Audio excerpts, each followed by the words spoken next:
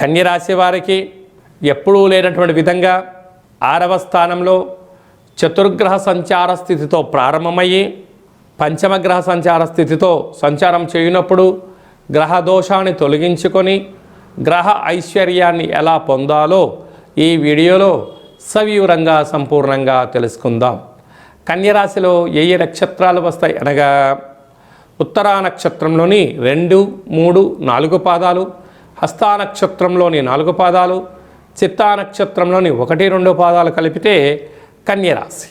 రాశాధిపతి బుధ భగవానుడు.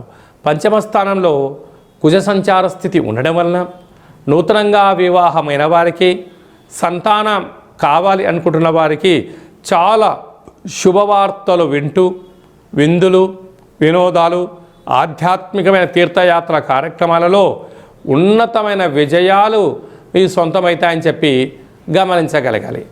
6వ స్థానంలో ఆత్మకారకుడు రవి, బుద్ధికారకుడు బుధుడు, కళత్రతకారకుడు శుక్రుడు, వాస్తు నరదృష్టికారకుడితో ఉండడం వలన దయచేసి అప్పులు ఇవ్వద్దు, అప్పులు కూడా పుచ్చుకోవద్దు.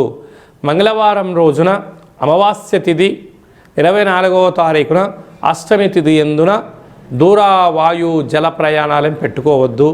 వీలైనంత వరకు మౌనం, ధ్యానం, ఏకాగ్రత, ఆసనం, పారాయణం చేయడం, లలిత సహస్రనామ పారాయణం కానీ విష్ణు సహస్రనామ పారాయణాన్ని వినడం, వెంకటేశ్వర స్వామి వారికి తులసిమాలను సమర్పించడం, కుక్కకు ఆహారాన్ని ఏర్పాటు చేయడం, కాకికి నీళ్లను కానీ గింజలను కానీ వేయడం వలన సకల దోషము తొలగి అనుకుంటున్న అన్ని పనులలో విజయం మీ సొంతమవుతుంది. సప్తమంలో శని సంచార స్థితి ఉండడం వలన ప్రేమికులు చాలా జాగ్రత్తగా ఉండాలి. నమ్మకమే జీవితంగా ఉండగలగాలి. నమ్మకం లేదు, ఎవరి జీవితం వారు పొందే మానవ ప్రయత్నం చేయండి. భార్యాభర్తల మధ్య అన్యోన్యత లోపించినప్పుడు ఆధ్యాత్మికంగా ఉండగలగాలి. వీలైతే తీర్థయాత్ర దర్శనము చేయడం వలన ఆధ్యాత్మికంగా ఉండేటువంటి అవకాశాలు చాలా అధికంగా ఉంటాయి.